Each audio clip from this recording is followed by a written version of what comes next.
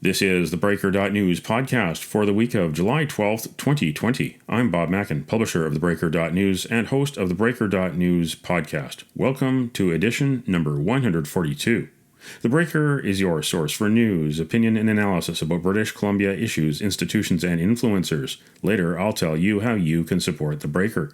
On this edition, headlines from the Pacific Rim and the Pacific Northwest, the Is It Just Me commentary, the Big Deal feature. Pollster Mario Canseco of Research Co. joins us to talk about the pandemic, the presidency, and a prime minister in a pickle. Plus, I'll award a virtual Nanaimo bar to those who make a difference. Now, is it just me?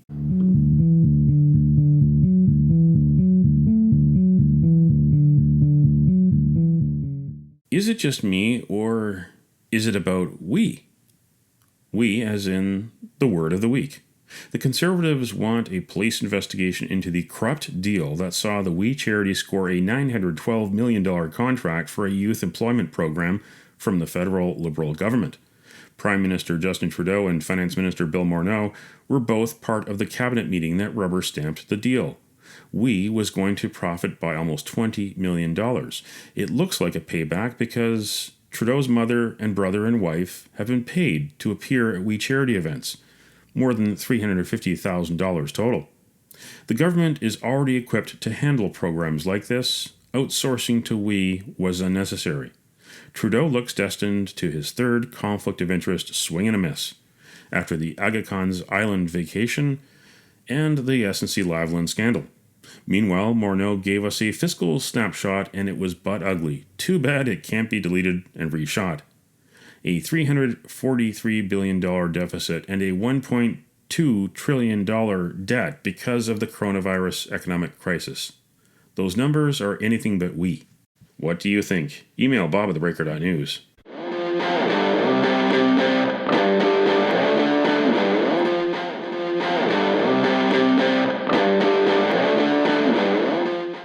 It's time on the Breaker.news podcast for Around the Rim. We look at news headlines around the Pacific Rim. Danny Lee and Elizabeth Chung in the South China Morning Post. Hong Kong to require passengers from high-risk countries to test negative before flying as city records 38 new COVID-19 cases. Local health officials have classified Pakistan, India, Nepal, Bangladesh, and South Africa as high risk due to their low testing rates. There are an estimated 5,000 Hong Kongers in India alone now waiting for flights back to the city. The planned air travel restrictions come as the government is drafting tighter measures to weed out imported coronavirus patients amid a third wave of local infections, which is stretching hospital and quarantine facilities thin. Ryushi Takahashi in the Japan Times. Coronavirus cases surge in cities as Tokyo sets new record of 243. On Friday, Tokyo Governor Yuriko Koike reported 243 new cases, yet another record-breaking figure in a surge of infections that began in late June. In the 7 days leading up to Thursday, Chiba, Kanagawa, and Saitama prefectures reported a combined total of 403 infections. That's nearly double the 209 cases they reported together between June 26th and July 2nd, according to data from the Ministry of Health. An increasing number of new cases in Tokyo are untraceable or asymptomatic. Despite the growing numbers, the central government lifted restrictions on public events of up to 5,000 people rather than 1,000 as previously instructed. Casey Briggs in ABC News Australia. How Victoria's coronavirus response became a public health bushfire with a second wave lockdown. With surveys showing a massive drop in the public's willingness to embrace social distancing, as restrictions eased, the conditions were present for the virus to once again take off. The first case of a security guard working in a quarantine hotel being infected was reported on May 27th, at a similar time to the first family outbreaks being identified. From there, infections spiraled to the point where at least 60 cases have now been linked to clusters at 2 hotels in Melbourne. That's Around the Rim on this edition of the Breaker.news podcast.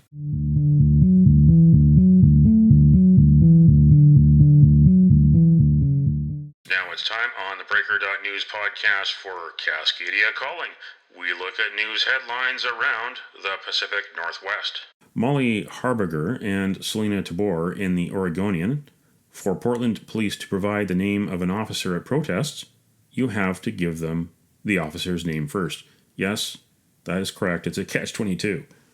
Back in June, then Portland Police Chief Jamie Resch first told officers they could cover their name tags on their uniforms with tape, instead showing their personnel number when they were working on the street during protests in Portland. Police officials say they allowed this move because protesters were sharing officers' names and addresses on social media. State law does provide a public records exemption on employee ID numbers.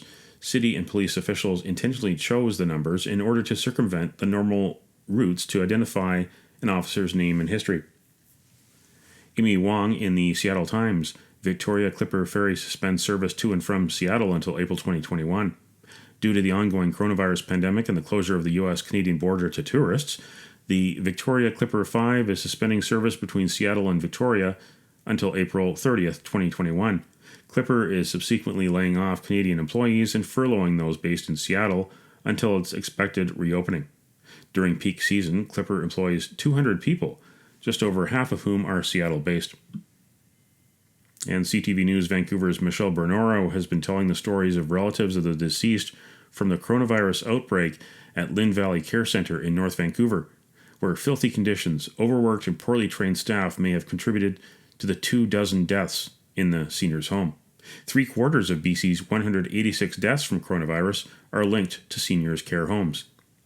But Premier John Horgan is dithering. He doesn't think there should be a public inquiry. Seniors advocate Isabel McKenzie agrees, but North Vancouver Seymour Liberal MLA Jane Thornthwaite says there needs to be some sort of investigation. Quote, "We definitely need an independent review and it should start immediately." End quote. And these headlines this week in theBreaker.news. Prosecutor says fraudster David Sadu cheated and stole. His friends say he's sorry and generous. And giddy up, horse racing is back at Hastings.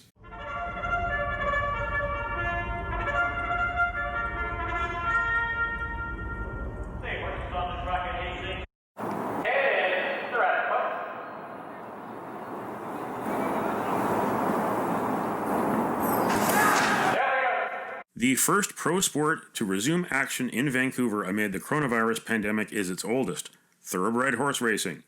Better late than never, the 131-year-old Hastings Racecourse began its 2020 meet on July 6th. On July 7th, theBreaker.news got inside the East Vancouver institution, which will host live races on Mondays and Tuesdays until the end of September. For now, spectators are not allowed due to the ban on mass gatherings. I was always hopeful that we would run, that there would be a meet. And Great Canadian was very cooperative with us, and together we worked out a plan that would see us run a partial meet. So we've got a 3-month meet, we got 25 days of racing, and we've been able to keep everybody's jobs going on the backstretch. Grooms, hot walkers, trainers, everybody that works down here has continued on in their employment. And so for good and valid reasons, BC got locked down. Now gradually we're opening up. We don't need the spectators here. It would be great to have our fans and patrons back, but we don't require them here in order to run horse racing. All these horses and the races will be on the internet. People can wager on the internet through Horse Player Interactive, hpibet.com. You can register there. You can catch all the action. You can watch the races.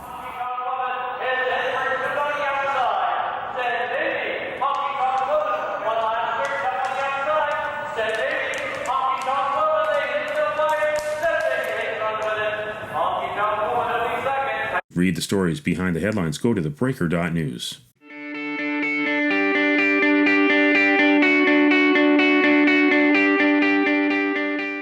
This is the Big Deal feature on the Breaker.news podcast. Welcoming back Mario Canseco of Research Co., a frequent guest on the Breaker.news podcast. Mario has his finger on the pulse of British Columbia, Canada, and the world. Mario, you've done some recent polls looking at this moment we're in. Cultural change is happening around North America, the Black Lives Matter protests, the defund police movement. Canadians are looking at their past as well. Interesting that you found that Canadians are actually prouder of the flag than the monarchy. There is pride in healthcare, the armed forces, and multiculturalism, but not so much in Parliament, the economy, or the justice system. Walk us through that poll. biggest shift that we see from 2019 is the way Canadians feel about financial matters. When we asked the last time, we had 70% of respondents in Canada who said that they were happy with the justice system, and 80% who said they were happy with the Canadian economy. And the big drop this year is the Canadian economy. Only 53% of respondents to the survey felt this way. So evidently, COVID-19 has affected the way we feel about our financial status as a country. But we also see a little bit of a shift on other things. We don't see the same level of unbridled patriotism that we saw back in 2019. Canadian flag is at 82%, but that's down 11 points. The armed forces are at 74%, and that's down 15 points. So these are sizable numbers. When you look into it, there's definitely more Canadians who feel pride about certain institutions, but the numbers are lower than they were last year. Could be the start of something that is more cultural based on what we see happening in the United States. Or it could also be the fact that we've been stuck at home with the COVID-19 pandemic and are not feeling that happy about things. And here in British Columbia, where housing is still a major issue, has been for a number of years, and the effect of foreign money on the real estate industry, you did a poll that says that British Columbians like the idea of what New Zealand has, which is a ban on foreign real estate buyers. Here in British Columbia, the taxes on foreign buyers are still popular, but you found that people actually would like to go the way of New Zealand. Yes, there's a very high level of support for doing something similar to what New Zealand has done. We asked this question before, only in Metro Vancouver back in 2018, and we saw a high level of support for this. This is at the height of the housing crisis. But now we decided to ask it in the entire province, and we have 78% of BC residents who would like to have this type of legislation. We don't see a lot of fluctuations between Canadians who were born here and those who emigrated from other countries, including East Asia. So this isn't an issue where you have a specific group that is targeting another one based on ethnicity. There's definitely a situation here where residents continue to be worried about this. We still see housing as the number one issue for British Columbians, say 18 to 34. Economic matters more important for Generation X, and now healthcare because of COVID-19 more important to baby boomers. But we still see a high level of support for the notion of doing something related to housing. The housing taxes that were brought in by the NDP government continue to be popular, but there certainly seems to be an appetite for bolder action, similar to what New Zealand decided to do. And a lot of that money is coming from China. And in my research over the years, I found evidence of people who are supporters of, if not members of, the Chinese Communist Party, and even government officials moving large sums of money over to British Columbia and buying very large houses, buying very large real estate holdings. You've done some polls recently looking at the attitudes of Canadians towards China in this day and age when the two Michaels are being held hostage in China, when we've got the Meng Wanzhou and Huawei situation unfolding here in North America. Of course, Meng Wanzhou is not going anywhere. Her next phase of her extradition is in mid to late August. Huawei, however, has not gotten any new contracts from the major telecom companies here in Canada, and the Canadian government is supposed to decide sooner than later whether to allow Huawei to help build the 5G infrastructure here, but the allies of Canada are saying no, and there's a lot of talk now that Canada will say no as well. Walk us through those surveys as well. Well, what we see here is really a big drop in the way Canadians feel about particularly China and Russia. Going back to some of the surveys that I was able to conduct back in 2007, 2008 for Maclean's magazine, the way in which Canadians looked into this issue was definitely different. I think there was a little bit of unease related to Vladimir Putin, who had been there for a while, the notion that it wasn't a democratic country, but we didn't see the numbers as low as they have been over the past year, with only 26% of Canadians having good views of Russia.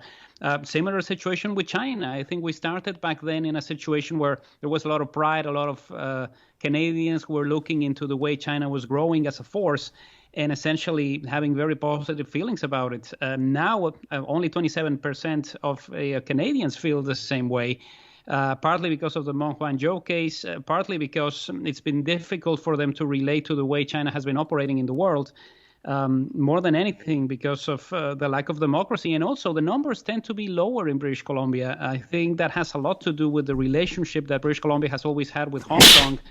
This was always like that, but now even more so due to all of the discussions that we've had recently about democratic institutions in Hong Kong being affected by the Beijing government. So numbers are probably going to go lower than this, particularly now that we have so many discussions related to Huawei and that we are at least going to have 3 more months of discussions related to Meng Wanzhou.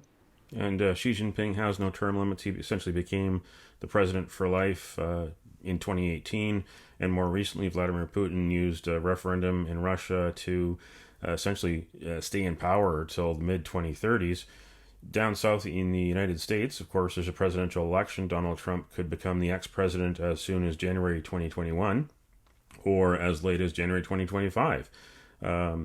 This is an interesting dynamic that the United States, of course, is going through a great deal of hurt because of the pandemic and a great deal of rhetoric and raised voices and conflict in this presidential election year. Trump's handling, or maybe more correctly, mishandling of the pandemic as well as the riots, that seems to be allowing Joe Biden to just follow a pretty easy strategy. You know, the old maxim that people don't vote leaders in, they vote them out. So essentially Biden is sitting there just with a spotlight and a mirror looking at what Trump is doing or not doing as the United States is in a great deal of turmoil. Well, it's been a good strategy so far. I think part of the reason for this is we are going to be heading into a campaign in the United States that is going to be significantly different from the ones of the past. Not a lot of action when it comes to holding rallies, probably very small conventions, not a lot of people in the room, not a lot of moments where you can gain that momentum from the crowd. And right now, with the numbers for Donald Trump being as low as they are, with only 40% of U.S. residents saying that they're happy with the way he has been performing, usually you have a president at around the 50% mark and really question whether they can handle pulling this off in the few months that he has left before the election. He's at 40% with a pandemic that is not dying down, with a situation that is quite complex to handle. And also, we see it in the way Joe Biden has been talking about things, very low key, certain statements, certain speeches about economic matters. But the ads are focusing more than anything on what Donald Trump has done and on Joe Biden's career. The last ad that they put out is essentially this nice collection of pictures of Joe Biden when he was in the Senate. So it's not that they need to have a message that is coherent, because there are so many people who voted for Trump the last time who are starting to be disappointed with him. So this is going to be the strategy if it continues to keep working and if the numbers continue to trend upward for Joe Biden. It's essentially going to be, let's let Trump be Trump. As long as we have 52% of registered voters saying that they will be with us, we'll be in good shape. And here in Canada this week, 2 stories dominated the federal discourse. The federal fiscal snapshot, they were pretty emphatic, the Liberal government was, of calling it a snapshot. It was pretty ugly and one that nobody can delete. Nobody's very proud of it. Of course, the Liberals did their best to say that if they did not open the purse the way they did, Canada would be in worse shape and the economy would be in worse shape during this pandemic. You know, the key numbers, a $343 billion forecast deficit this fiscal year and a $1.2 trillion debt forecast this fiscal year. Pretty ugly numbers. Of course, there's also the WE scandal. I think people that are probably tuning in from England and Ireland might think of that as, that must be a pretty small scandal, eh? Well, in fact, it's nearly $1 billion that Trudeau wanted to award in a no-bid contract to his friends at the We Charity, a charity that has hosted his mother and brother, and it turns out they paid them 6 figures, $350,000 for speaking engagements at We events over the years. Now the Ethics Commissioner is looking at it, and the Conservative opposition has called in the RCMP to take a look at it. This could be fatal to the career of Justin Trudeau. This could bring out some of the long knives behind the scenes for a prime minister who's had 2 previous ethical episodes of guilt. The vacation on the Aga Khan's island, of course, the Aga Khan was also a lobbyist, as well as the SNC-Lavalin scandal, which dominated a lot of the discourse last year. Do you think that this could be 3 strikes, you're out? Could there be some ambitious people inside the Liberal cabinet or just outside cabinet who want to be in cabinet who might now make a run for it? Well, I think it really depends on what happens within the Conservatives in their own leadership race. If anything, I think the timing kind of works well for the Liberals, because this is breaking at a moment where you don't have a Conservative leader who has been very coherent in discussing things. Andrew Scheer is on his way out. We're still trying to figure out who is going to be the leader of the party. And the two frontrunners, Erin O'Toole and McKay, have also been involved with the We Charity. So it's kind of complex for them to come out of this and say, well, we are better than you. I think this has very big ramifications, particularly for the charity itself. It's going to be very difficult for them to try to rebuild after something of this magnitude. But it also shows a certain level of carelessness from the federal government and from Justin Trudeau himself. It's similar to the way we started with the allegations related to the SNC-Lavalin scandal. Essentially, when he came out there and said the story that was reported is false, and then it turned out not to be, and it led to some bigger things. This isn't the way in which they should be handling something of this magnitude. And it's complex in the sense that every couple of days we hear something new, we learn something different from the way in which the We Charity was involved with the Trudeau family. So it's not the best moment for something like this to happen. I think it never is. But on the other hand, we have a lot of people who are satisfied with their handling of the pandemic and no coherent vision from the Conservatives. So in a way, if this had broken a year from now, it would have been even more dangerous. But right now, people are just saying, well, it's just a shame, but there's nowhere for us to go because we don't know where the Conservatives are going to stand on many of these things. This is a very strategic organization, this We Charity. Oh, it's definitely always worked in that fashion. I think there's always been a situation where the values of Canadians tend to be appropriated by the Liberal Party as the values of the Liberal Party. We saw a little bit of that in the last campaign, particularly the one back in 2015, when Justin Trudeau was able to defeat Stephen Harper. There's always been that symbiotic relationship of, we are the party that brought you all of these things. We are the party of international aid. We are the party of peacekeeping.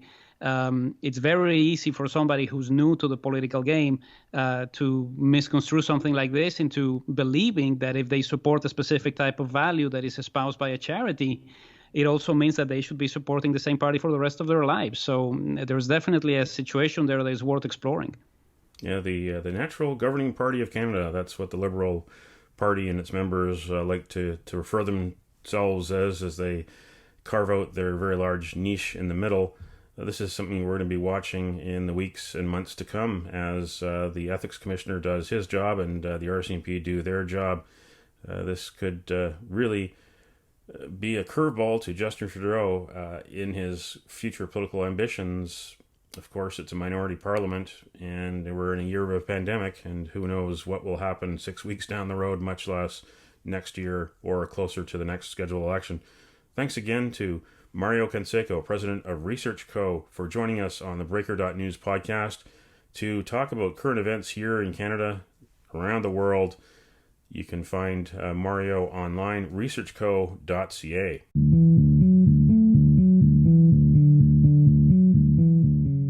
The virtual Nanaimo Bar, brought to you by Spruce Hill Contracting. Every week we end the Breaker.news podcast on a tasty note by awarding the goodness of a virtual Nanaimo bar to a person or a group that is making a difference. A virtual version of the province's favorite dessert bar goes this week to the men and women in the janitorial industry, the unsung heroes of the coronavirus pandemic. Disinfectant is the name of the game to stop the spread of the virus. As they say, it's a dirty job and someone's got to do it. You can nominate someone for a virtual Nanaimo bar. Send me an email to Bob at theBreaker.news. Spruce Hill Contracting, custom homes and renovations. Find more information at sprucehill.ca.